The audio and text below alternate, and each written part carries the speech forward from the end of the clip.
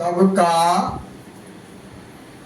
परम सौभाग्य है कि बड़े सुख साता पूर्वक 10 लक्षण धर्म की आराधना करने का ये अवसर हम लोगों को प्राप्त हो रहा है।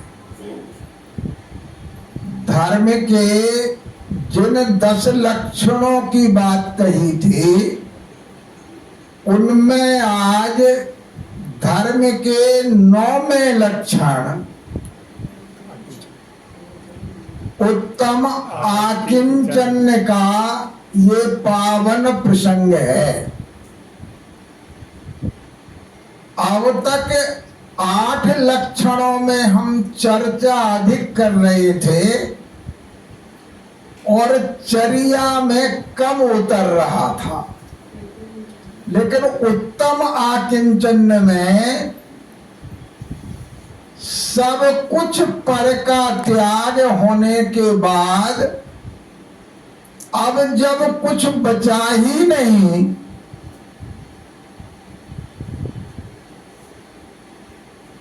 तो व्यक्ति अकिंचनता को प्राप्त हो गया। किंचन माने कुछ और अकिंचन माने कुछ नहीं, और आकिंचन माने कुछ नहीं का भाव, कुछ नहीं होना। तो हमारे पास कुछ नहीं बचा, तो आत्मा अब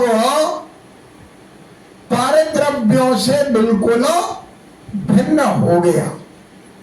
कोई परिग्रह उसके पास रहा नहीं। परिग्रह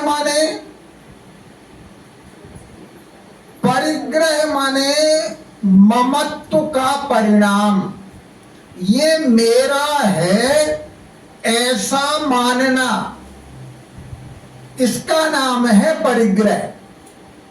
माने बहुत सावधानी हमें रखना है।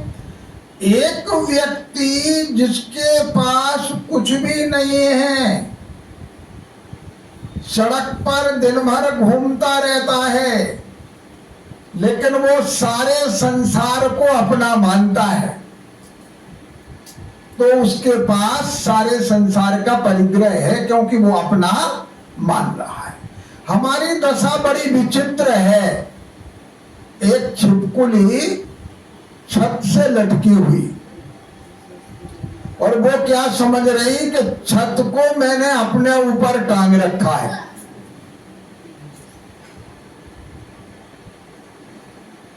उसका ये जो भाव है ये परिग्रह का भाव है, जो वैसा था नहीं लेकिन वैसा मान ले। इसलिए जब परिग्रह की बात करते हैं हम आकिंचन धर्म में, तो सबसे पहले क्या बात करते हैं? कितने भेद किए परिग्रह के? 24। पूजा में तो पढ़ते हैं परिग्रह 24 भेद।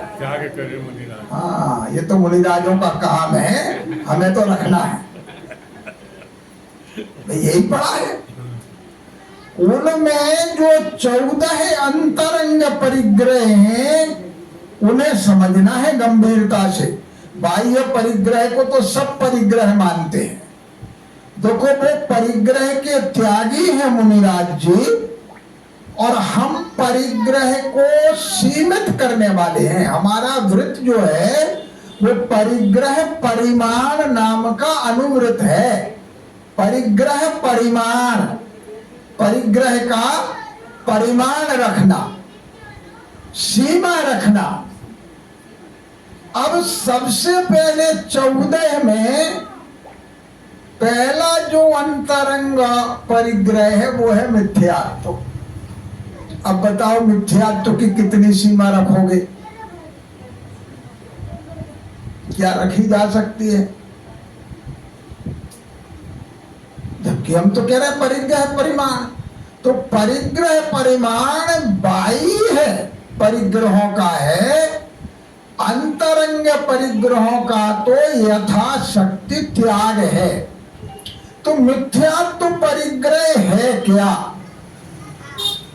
क्योंकि अब हम सार की तरफ बढ़ रहे हैं। क्या है मिथ्यात्व परिग्रह? ये मेरा है, मैं इसका हूं, ये मैं हूं, मैं ये हूं, शरीर मैं हूं।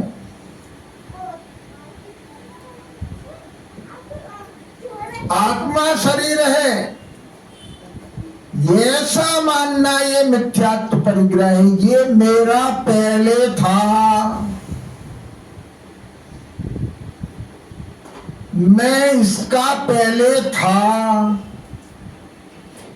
ये मेरा होएगा।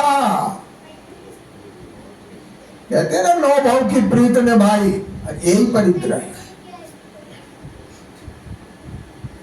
अगर ये हम भाव रख रहे हैं तो ये परिग्रह की श्रेणी में है। मैं इसका होऊंगा, ये सब मिथ्यात्व है, मिथ्यात्व। परिग्रह है ये। इसके बाद 4 कसायों को ले लिया, क्रोध, मान, माया और लोभ। बोले ये तो आपने प्रारंभ में ही बता दी थी, फिर वहीं आ गए। भाई सार तो उन्हीं में से निकलेगा। ये 10 धर्मों में आकिंचन और ब्रह्मचर्य सारभूत हैं। उपसंहार, निर्वहन, उपसंहति, जो भी नाम दें आप, ये सार तत्व है उन सब धर्मों का। है क्या क्रोध? जो अब तक सुना वो अलग था, अब हम सार के रूप में ला रहे हैं। नीच बन जाता है इंसान सजाएं देकर, जीतना चाहिए दुश्मन को दुआएं देकर। देखे देखना कभी दुश्मन आपके चरणों में पड़ जाएगा, और नहीं तो कमठ और पार्श्वनाथ की तरह कमठ दुश्मनी करता ही रहेगा। जब हम किसी अपने शत्रु की प्रशंसा करते हैं, उसको दुआएं देते हैं, उसके कल्याण की भावना पाते हैं, तो शत्रु भी हमारी मित्रता को प्राप्त हो जाता है। दूसरी थी मान कसाय, यही थी ना। देखो रिपीट तो करते रहना। देखो गर्मी अगर तेज हो तो आदमी को लू लग जाती है, और ठंडे अगर तेज हो तो जुकाम हो जाता है। तो क्रोध को जो अग्नि कहा, शत्रुता में तो क्रोध उत्पन्न होता है और मित्रता में मान उत्पन्न होता है। खूब ध्यान कर लेना, एक भी व्यक्ति ऐसा नहीं मिलेगा संसार में कि जिसने अपना अपमान पत्र टांग रखा हो अपने मकान में। सम्मान पत्र तो मिल जाएंगे। तो मान की जुखाम हमें ना हो जाए, इसके लिए हमें सतत प्रयास करना है। तीसरी कसाई कौन सी थी? माया। माया महा ठगने हम जानी। सबसे ज्यादा ठगने वाली ये माया नाम की कसाय है। कसाय समझना, किसी का नाम माया हो तो अपने ऊपर मत लेना, अब बड़ी दिक्कत होती है।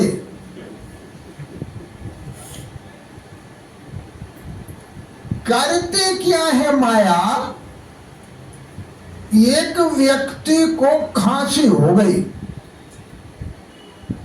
कहते हैं ना, लड़ाई की जड़ हांसी और रोग की जड़ ऐसे ही कहते हैं। तो किसी ने कहा कि बाबा जी इस खांसी का इलाज कर लो। बोले तुम समझते ही नहीं हो। बोले क्या नहीं समझते? बोले देखो घर में बहू बेटियां हैं, जब हम खांस के जाते हैं तो मर्यादा बनी रहती है। बोले नकली खांस लिया करे। बोले जब हमारे पास ओरिजिनल है, असली है, तो हम नकली क्यों खांसे?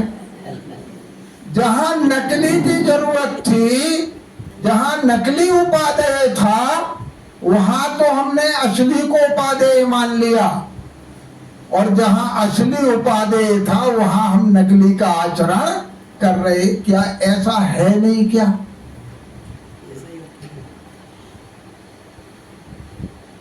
बड़ी दिक्कत है। अभ्यास छूट गया हमारा, अभ्यास।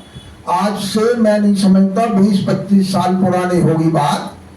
मैं आपके समीप सीकर में 10 लक्षण में प्रवचन में आया था। तो वहां जो सब्जी बेचने वाले थे वो प्रायः मिनिस्टर गाड़ी में सब्जी बेचते थे। आज की मुझे पता नहीं। मिनिस्टर गाड़ी तो समझते हो, वहां चलती है रेत में, वो गधी जुती रहती है उसमें, और वो सब्जी बेचने उसमें जाते हैं। तो एक वो सब्जी वाला उसको एक छोटी सी डंडी लिए और उस गधी को आगे चलाने के लिए उसे मार रहा और कह रहा चल मेरी माता, चल मेरी बहना। जंगी की नसिया के बाहर देख लेना, अब तो मुझे पता नहीं है, अब नहीं होगा, सब मॉडर्न होते जा रहे हैं। तो मैंने उससे पूछा, मेरी बात समझ में नहीं आई। मैंने कहा तुम उसे माता बहन क्यों कह रहे हो? बोले पंडित जी आप तो हो पढ़े लिखे, मैं तो हूं निपड़ गमार। दिन भर सब्जी लेने मेरे पास माता बहनें आती हैं। अगर मैं इसे गाली दे के रास्ते भर बात करूंगा तो मुझसे गाली ही निकलेगी, फिर मेरी जो दशा होगी वो आप समझ सकते हो। इसलिए मैं रास्ते भर अभ्यास करता हूं। जब माँ बहन कहूंगा तो जो भी आएगा, किसी से माता जी कहूंगा, किसी से बहन जी कहूंगा, तो मेरी सब्जी भी अच्छी बिकती है। ऐसा अभ्यास क्या हमने धर्म का किया? देखो करना तो पड़ेगा, उसके बिना काम चलेगा नहीं। चौथी कसाई कौन सी है? लोभ कसाई। कुछ लोभ तो ऐसे हैं जिनको हम लोभ समझते ही नहीं, पुण्य समझते हैं। यश का लोभ, यश का लोभ ऐसा ही लोभ है। उसका यश बढ़ रहा तो क्या समझता है मैं बड़ा पुण्यात्मा हूं। एक क्षण नहीं लगता अपयश फैलने में, एक क्षण। 100 साल का यश 1 घंटे में अपयश में हमारी क्रिया से बदल सकता है। तो जिसको हम पुण्य मान रहे थे वो कभी कभी पाप रूप फल में भी परिणत हो जाता है, ये समझना है। चलो 4 कसायों को तो हम मान रहे थे कि ये त्यागने योग्य हैं। मिथ्यात्व भी हमने छोड़ दिया, अब हम सब सम्यक दृष्टि हो गए। और सम्यक दृष्टि हो गए तो कम से कम अनंत संसार में परिभ्रमण कराने वाली जो हमारी कसाएं थी वो उतनी कम हो गई। 1/4 कसाय कम हो गई। कसाय के 4 रूप हैं, अनंतानुबंधी, अप्रत्याख्यान, प्रत्याख्यान और संजुलन। अब नाम पे मत जाना। एक कसाय ऐसी जो जन्म जन्मांतर तक चले, एक कसाय ऐसी जो लगभग लगभग 6 महीने तक चले, और एक कसाय ऐसी जो लगभग लगभग 15 दिन तक चले, और एक कसाय ऐसी कि मन में क्रोध आया, मान आया, माया आया, लोभ आया, वो तुरंत चला गया, तुरंत समाप्त हो गया। बच्चे को थप्पड़ मारते हैं, क्रोध तो आएगा, कितनी देर रहता है? एक क्षण, आया चला गया। अब नौ कसाय हैं, 9 कसाय। 9 कसाय माने ईसत कसाय, थोड़ी कसाय, कम कसाय, न्यून कसाय, छोटी कसाय। इन्हें कोई कसाई ही नहीं मानता। उनमें एक कसाय है हास्य, किसी की हंसी उड़ाना। अब लोग क्या कहते हैं? हंसना कसाय है, प्रसन्नता में हंसना ये कसाय नहीं है। लेकिन ऐसा हंसना कि किसी को कष्ट हो तो वो हास्य नाम की कसाय है। रति प्रेम, आपके शत्रु से मैं प्रेम करूं तो आपके हृदय को चोट पहुंचेगी कि नहीं पहुंचेगी? तो रति नाम की कसाय, रति माने प्रेम, लेकिन कैसा प्रेम? जो दूसरे को कष्टकारी बन रहा हो। अरति नाम की कसाय, जो वस्तु इष्ट है, हमारे योग्य है, उसके प्रति विरक्ति का भाव होना। होता है कि नहीं? कैसा? किसी ने मंदिर में किसी को टोक दिया तो उसने मंदिर जाना ही छोड़ दिया। अरे मंदिर ने थोड़ी टोका था आपको। ये अरति नाम की कसाय। शोक,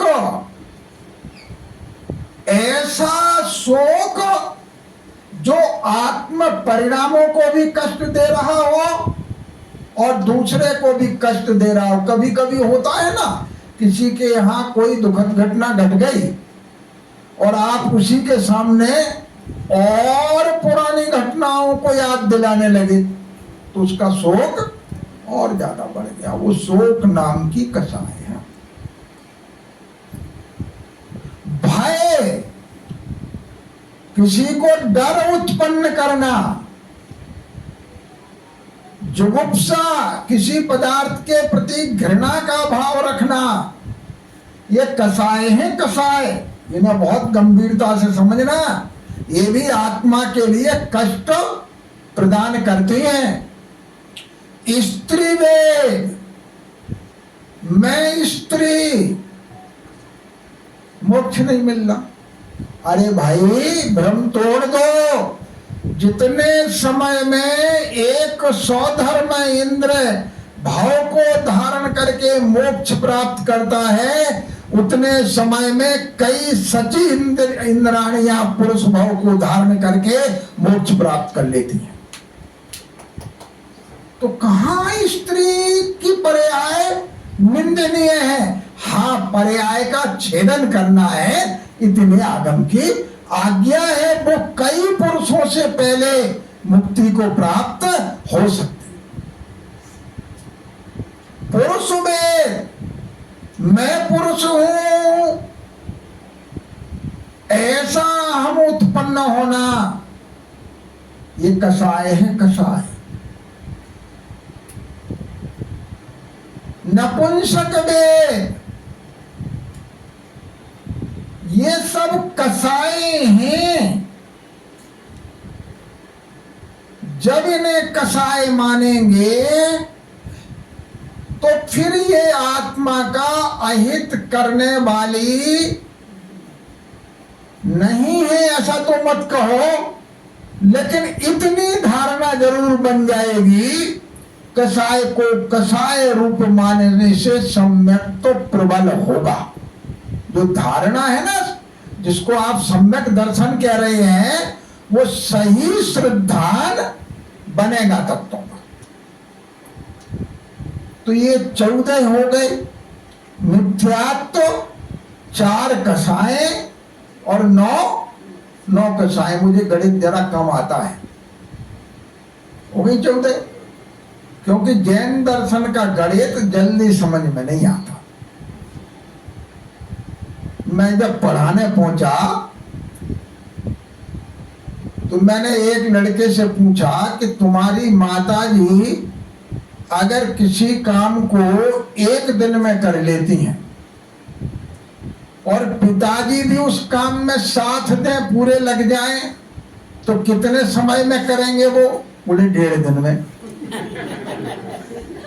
अब मेरी बात समझ में नहीं आई। मैंने कहा कैसा गणित है तुम्हारा? बोले आपको पता ही नहीं प्रोफेसर साहब, पहले तो 1 दिन दोनों आपस में लड़ेंगे और फिर दूसरे दिन 8 दिन में मिलजुल के काम कर लेंगे। तो क्या हमारी ऐसी ही दशा नहीं है क्या? देखो, विचार तो करना पड़ेगा, सोचना तो पड़ेगा। तो ये जो गणित है वो भिन्न प्रकार का गणित है, क्योंकि इसमें हमें क्रोध आया, उसने हमारे भावों को बिगाड़ दिया। अब भावों को शुद्ध करने के लिए आपको और ज्यादा समय की आवश्यकता पड़ी। 10 प्रकार का बाह्य परिग्रह, इसे भी ध्यान से समझना। 10 प्रकार के बाह्य परिग्रह में आचार्यों ने कहीं भी रुपया और पैसे को परिग्रह नहीं गिनाया। किसको गिनाया? क्षेत्र, जमीन, कितनी रखूंगा मैं जमीन, इसका परिमाण करना। साधु ने तो त्याग दिया। क्षेत्र माने खेत, माने वही जमीन। दूसरा वास्तु, वास्तु माने मकान। आप कहते हैं ना ये वास्तुविद हैं, ये वास्तु शास्त्र है। तो वास्तु माने मकान। मकान में कितना रखूंगा, कितने एरिया का रखूंगा। आज हमारी दशा बड़ी विचित्र हो गई। किसी ने प्रतिज्ञा की कि मैं 1 ही मकान रखूंगा, 2 नहीं रखूंगा। धन संपत्ति बढ़ गई, तो अब तक तो उसका 100 मीटर का मकान था, अब उसने 500 मीटर में कोठी बना ली। बोले मैं तो 1 ही रखे हूं। ये परिमाण नहीं है। परिमाण हमें उसके माप का भी लेना है, उसकी ऊंचाई का भी लेना है, उसकी नीचाई का भी लेना है। आपने 1 मंजिल तलघरा बना लिया और 7 मंजिल ऊपर खड़ी कर दी, बोले मेरा तो 100 मीटर का है। नहीं, चारों दिशाओं का प्रमाण निर्धारित करना है। क्षेत्र, वस्तु, हिरण्य, स्वर्ण, सोना और चांदी, इनका परिग्रह। कितनी सोना चांदी रखूंगा? 1 हार, 2 हार। पहले 5 तोले का था, 50 ग्राम का।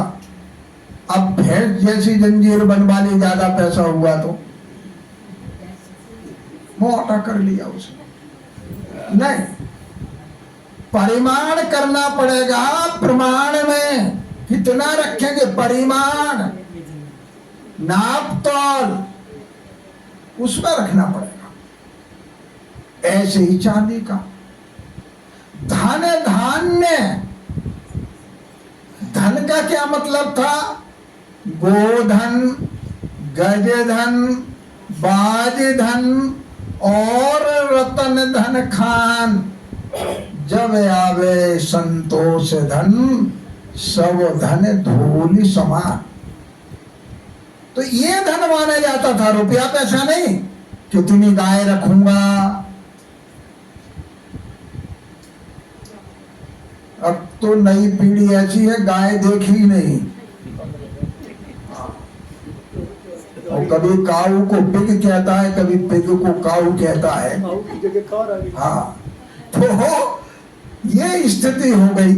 तो धन और धान्य, धान्य माने अनाज, एक वर्ष के लिए इतना जरूरी होता है, एक महीने तक का एक बार संग्रह करूंगा, अगले महीने को फिर संग्रह करेंगे। यही होता था। अब तो रेडीमेड आता है, रेडीमेड पैकेट में। अभी वेस्ट बंगाल में एक आटा चलता है, नाम है उसका कैप्टन कुक। उस कंपनी ने माना कि इसमें हम विटामिन ई बढ़ाने के लिए मछली की जो वेस्टेज है, जो कूड़ा करकट निकला, उससे विटामिन ई निकाल करके इसमें मिलाते हैं। एक कंपनी ने माना और हम बड़े चाव से लाते हैं 5 किलो का पैकेट, क्योंकि अब हम करना नहीं चाहिए। जिम में जा करके हाथ पैर चलाएंगे, लेकिन घर में हाथ पैर नहीं चलाना चाहते। कहां से आ जाए धन और धान्य? दासी दास, आप सेवक सेविकाएं कितनी रखोगे, उनका परिमाण। अब तो इसको तो कोई गिनता ही नहीं। अब तो केवल रुपये पैसे के परिमाण में आ गया। इसमें बड़ी दिक्कत होती है रुपया पैसा के परिमाण में। क्यों? अब रुपया की वैल्यू कम हो गई, और आपने रुपया ये सोच के रखा था, जैसे पहले था ना, संस्थाएं चलती थी तो 13-14% तक बैंकों के ब्याज थे। अब उस समय उन्होंने इतनी फिक्स कर ली कि इससे संस्था चलती रहेगी। अब ब्याज आधे रह गए, वेतन तिगनी हो गई, संस्थाएं ठप हो गई। अगर वो परिमाण धन में नहीं होता, स्वर्ण की मुद्राओं में होता, रजत मुद्राओं में होता, वो फिक्स, तो ये दिक्कत आने वाली नहीं थी। कुप्प, इसमें वस्त्र और बर्तन, इनका परिमाण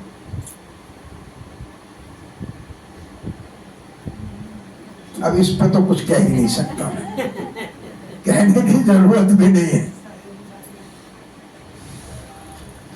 वस्त्र और भांड माने बर्तन, उनका परिमाण, तो ये 10 प्रकार के बाह्य परिग्रह का परिमाण था, संख्या, क्वालिटी और क्वांटिटी में।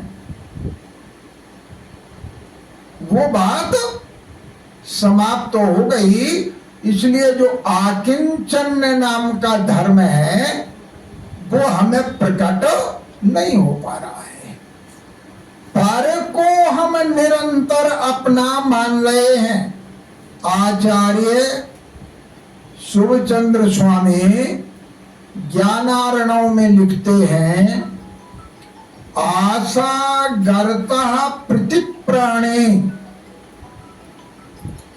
प्रत्येक प्राणी का आशा रूपी गड्ढा इतना बड़ा है, यस्मिन विश्व मनोपमम, जिसमें ये सारा संसार एक परमाणु बराबर है। इतना बड़ा आशाओं का गड्ढा है। एक साड़ी खरीदने हम जाएंगे बाजार में, और जब वो ढेर लगा देगा ना सामने, तो 5 पसंद आ जाएंगे। एक कोई लेने गए तो आशा करता प्रतिप्राणी यस्मिन विश्व मनोपमम, सारा संसार एक परमाणु के बराबर है। अब परमाणु का तो विभाजन हो नहीं सकता। कहते कस्य किम कियदायाति, अब किसके हिस्से में कब कितना आएगा, बोले वृथा वो विषयता, ये विषय भोगों के प्रति इच्छाओं का होना ये व्यर्थ है। जितनी आवश्यकता है उनका परिमाण कर लो, आवश्यकताओं को सीमित करो। एक पाश्चात्य दार्शनिक हुए, उन्होंने लिखा है कि अगर आशाएं कम हो और प्राप्ति अधिक हो तो सेटिस्फैक्शन या सुख मिलता है, संतुष्टि मिलती है। और आशाएं अधिक हो और प्राप्ति कम हो तो दुख उत्पन्न होता है। बस यही दुख और सुख का कारण है। आशाएं ज्यादा, प्राप्ति कम तो दुख, प्राप्ति अधिक, आशाएं कम तो सुख। इसलिए हमारे जितने भी परमेष्ठी हैं वो ऊपर ऊपर कम आशाओं वाले होते जा रहे हैं। साधु परमेष्ठी, उपाध्याय परमेष्ठी, और आशाएं कम हो गई, ज्ञान की आराधना मात्र इच्छा रह गई। आचार्य परमेष्ठी, सिद्ध तो पूरे निराश हैं, उनको निकम्मा कहा है आगम ने। बैठे हाथ पे हाथ रख के, अब कुछ है ही नहीं है। अट्ठ गुणा के दिखे चालो एक गणी वासणो सिद्धा। निकम्मा माने निष्कर्म, कोई कर्म उनका शेष नहीं रहा। और अरिहंत, आशाओं से मन के होते हुए भी अभी मन विराजमान है, सहयोग के भी नहीं है, मन वचन काय तीनों मौजूद हैं उनके, लेकिन इसके बाद भी कोई आशा किसी प्रकार की है नहीं। अब एक प्रश्न आपके मन में आता होगा, पढ़ तो लेते हैं कि अरिहंत को 5 परमेष्ठियों में पहले क्यों गिना, सिद्ध को बाद में क्यों गिना? उपकारी का प्रथम स्मरण है। आदि पुराण में एक घटना आई। एक बकरे को मरते समय एक श्रावक ने नमोकार मंत्र सुनाया, वो देव बन गया। मुनिराज के पास वो बैठा हुआ था, वो श्रावक। तो देव के मन में बात आई कि मैं अपने उपकारी का कुछ बदला चुकाऊं। वो आया, उसने पहले श्रावक को नमस्कार किया, चारुदत्त की कथा है, पढ़ लेना, और बाद में मुनिराज को नमोस्तु किया। उसने कहा श्रावक ने कि आपने ये बुत कर्म क्यों किया, उल्टा क्रम क्यों किया? पहले साधु को नमोस्तु करना चाहिए था, फिर श्रावक को जय जिनेन्द्र निवेदन करना चाहिए था। बोले आपने मेरा उपकार किया है, इसलिए मैंने आपको पहले नमस्कार किया और बाद में साधु की यथा युग मैंने विनय की। जैसे कि नमोकार महामंत्र में उपकार करने वाले अरिहंत परमेष्ठी को पहले नमस्कार करते हैं और सिद्ध परमेष्ठी को बाद में नमस्कार करते। देखो, माने भाव समझना है हमें कि वहां भाव क्या है, उसका ये जानने की हमें आवश्यकता है। हमारी दशा कल कर लेंगे हम, कल है कि नहीं ऐसा ही? एक कबीर का दोहा है, सभी ने पढ़ा है, क्या? हाँ, और मैं कह रहा हूं कि आप सोचते हो आज करे सो काल कर और काल करे सो परसों, जल्दी जल्दी क्यों करता है, अभी तो जीना बरसों। नहीं, ऐसी दशा हमारी हो रही है, लेकिन उसे पलटने की आवश्यकता कैसे? देखो, एक माली ने, हमने पहले कहा था, कमल का फूल वज्रदंत चक्रवर्ती को दिया।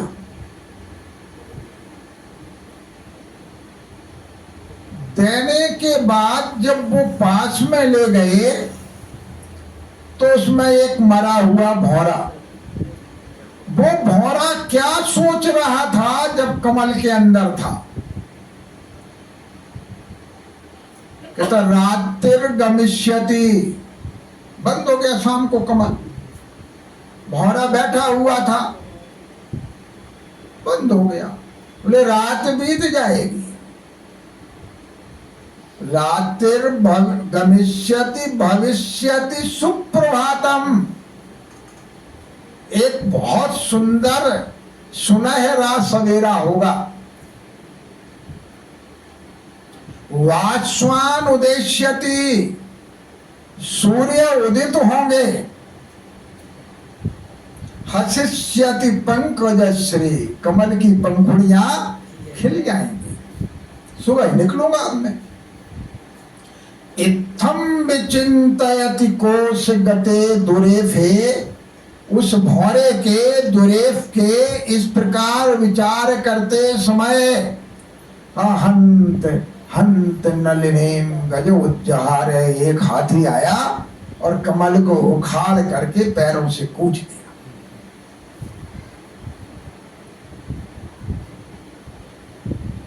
भौरा मरण को प्राप्त हो गया। क्या सोच रहा था और क्या हो गया, इसीलिए वो काल करे सो आज कर, अभी कर लो। काल का कोई भरोसा नहीं, काल का भी कोई भरोसा नहीं और कल का भी कोई भरोसा नहीं, क्योंकि काल कब आ जाए ये किसी को कभी भी पता नहीं। उत्तम आकिंचन धर्मो, जब ये कह रहा है कि इसमें हमारा कुछ है ही नहीं, एक स्वप्न हम देखते हैं, स्वप्न के समय क्या ये प्रतीति होती है कि हम स्वप्न देख रहे? ये प्रतीति नहीं होती। स्वप्न देखने के बाद जब निद्रा टूटती है तब ये प्रतीति होती है, अरे तो कुछ है ही नहीं, ऐसी ही तो प्रतीति है।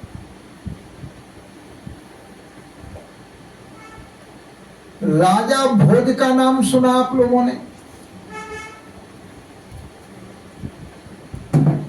भक्तामरी स्तोत्र के रचयिता आचार्य मानतुंग राजा भोज के काल में थे। उन्होंने जहां पर रचना की थी वो आज भी भोपाल के पास भोजपुर के नाम से बड़ा सुंदर मंदिर, वहां पर पुराना प्राचीन मंदिर है।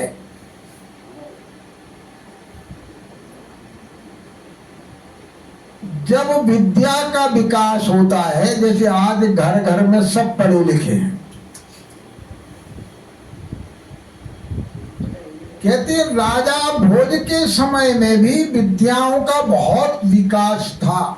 चोर, लुटेरे, डाकू सब पढ़े लिखे थे, उन्हीं में से तो निकलेंगे। तो एक चोर राजा भोज के घर में चोरी करने गया।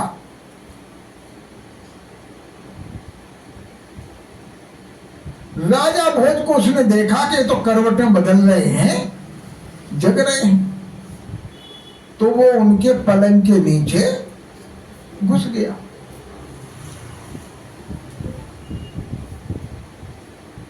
राजा भोज ये विचार कर रहे हैं, कविता बना रहे हैं, ये काव्य का निर्माण कर रहे हैं। कह रहे चेतो हरा युवतया स्वजनोनुकूला, मेरे परिवार में, मेरे घर में मेरे चित्त को आकर्षित करने वाली बहुत सुंदर सुंदर रानियां हैं। चेतो हरा युवतया स्वजनोनुकूला, जितने परिवारी जन हैं, नौकर चाकर हैं, वो सब मेरे अनुकूल हैं। स्वजनोनुकूला सद्बांधवाः, रिश्तेदार बंधु बांधव भी बहुत अच्छे हैं। प्रणति गर्भ गिरश्च भृत्या, और जो जैसे ही मैं बोलता हूं वैसे ही काम करने वाले नौकर चाकर हैं, देर नहीं करते बिल्कुल। गर्जन्ति दंति निवहा, हाथियों का समूह गर्जना कर रहा है। वही धन जो था ना, भी बताया तो मैंने कि यही धन होता था। चटुला तुरंगा, बहुत चंचल घोड़े हैं। अब वो 3 लाइनें बार बार रिपीट कर रहा, चौथी लाइन राजा से बन नहीं रही। पढ़ा लिखा आदमी शांत नहीं रह पाता, आदत है ऐसी। तो वो चोर नीचे से बोल पड़ा, सम्मेलने नयनयो नहीं किंचित अस्ति। हे राजन, अभी आप आंख बंद होने वाली है, थोड़ी देर में आप सो जाओगे, फिर कुछ नहीं है। क्या वास्तव में ऐसी ही हमारी दशा नहीं है? हमारा जो वैराग्य है, जो विरक्ति है, वो कैसी है? वो तड़पन वाली नहीं है, वो जकड़न वाली विरक्ति है। उसमें हम जकड़े हुए हैं। शमशान में जाएंगे, अब तो वहां भी लोग हंसी मजाक करते हैं, वहां भी चेहरा वो दुख है जैसा दिखाई नहीं देता, और वहां से निकलने के बाद तो सब कुछ भूल गए। लेकिन थोड़ी देर को जरूर कहते हैं, अरे 1 घंटे पहले तो मुझसे बात कर रहा था, बताओ ये हो गया। लेकिन वो विरक्ति में तड़पन नहीं है। तड़पन होती कैसी है? एक व्यक्ति एक सन्यासी के पास गया, बोले मुझे दीक्षा दे दो।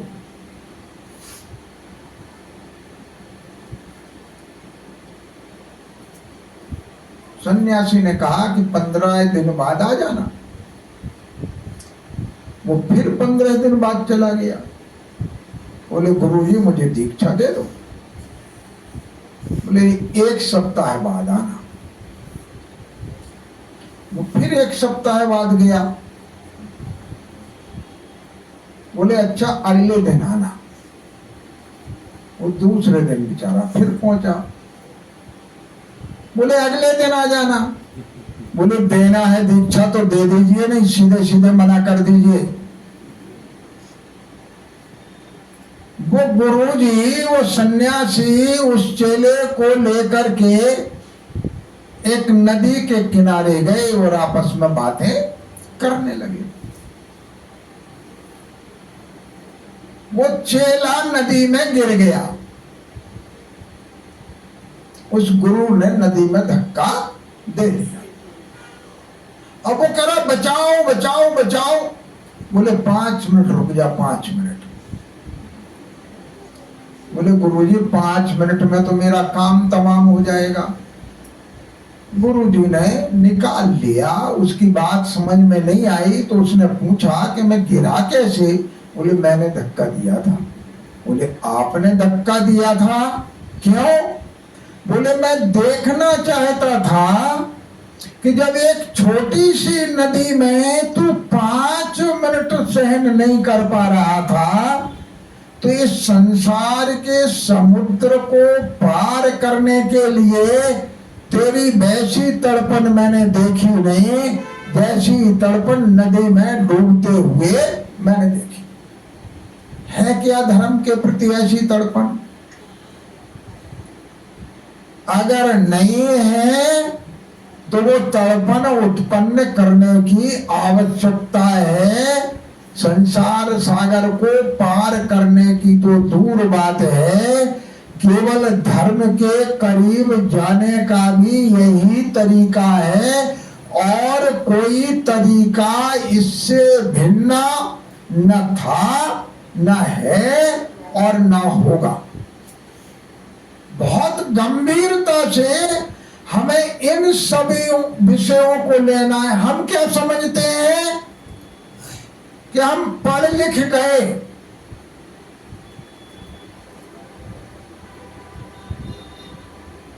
तो ज्ञान हमारा कल्याण कर देगा। क्रिया के बिना ये ज्ञान कल्याण करने वाला नहीं है। ज्ञानी का पतन अगर होता है तो बहुत बुरा होता है, अज्ञानी का उतना बुरा पतन नहीं होता। आप तो विचार कर लो, 7वीं मंजिल से कोई गिरे और सीढ़ियों पे से गिरे नीचे ही की, तो दोनों में अंतर रहेगा? कुछ के नहीं रहेगा। तो एक 7वीं मंजिल तक ज्ञान के प्रकाश में पहुंच गया और फिर अगर वो गिर रहा है तो वो बड़ा दुखदाई उसका पतन है। इतना अज्ञानी का दुखदाई पतन नहीं है। 3 तरह से लोग नष्ट होते हैं। केचित प्रमादात नष्टा, कुछ तो असावधानी से नष्ट हो जाते हैं। केचित अज्ञानात नष्टा, कुछ अज्ञान से नष्ट हो जाते हैं।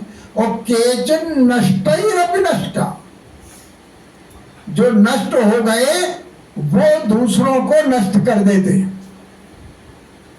व्यवहार में देख लेना, अगर मैं किसी चीज में फंस रहा हूं तो कहूंगा तुझे भी छोड़ूंगा नहीं। तो केचन नष्टैरपि नष्टा, कुछ नष्टों से नष्ट हो गए, वहीं पर विवेक की आवश्यकता है। 3 व्यक्ति बड़े इंजीनियर वन में गए तो एक शेर का ढांचा पड़ा हुआ था। एक बोला कि मैं इसमें रक्त, मांस और मज्जा उत्पन्न कर सकता हूं, चमड़ी उत्पन्न कर सकता हूं। ऐसी कला उसके पास थी। आ गई ना आपके पास? वो क्या है, ये आई जो है, ये बचपन में कैसा था, 5 साल बाद कैसा लग रहा होगा, 10 साल बाद कैसा लगेगा। दूसरा बोला मैं इसमें जान उत्पन्न कर सकता हूं, प्राण डाल सकता हूं। तीसरा बोला कि ठीक है भैया, मुझे जरा पेड़ पे चढ़ जाने दो, फिर तुम इसमें प्राण डाल देना। उसने प्राण डाल दिए उस शेर में, तो दोनों इंजीनियरों को खा गया वो शेर। और जो विवेकवान था ना, जो पेड़ पर ऊपर चढ़ गया था, वो बच गया। तो विवेक जो है, ज्ञान जब हमारी रक्षा का साधन बनता है तब वो ज्ञानकारी है, अन्यथा वो ज्ञान पतन का कारण बनता है, बनेगा, बनता रहा है। हमेशा ध्यान देखना।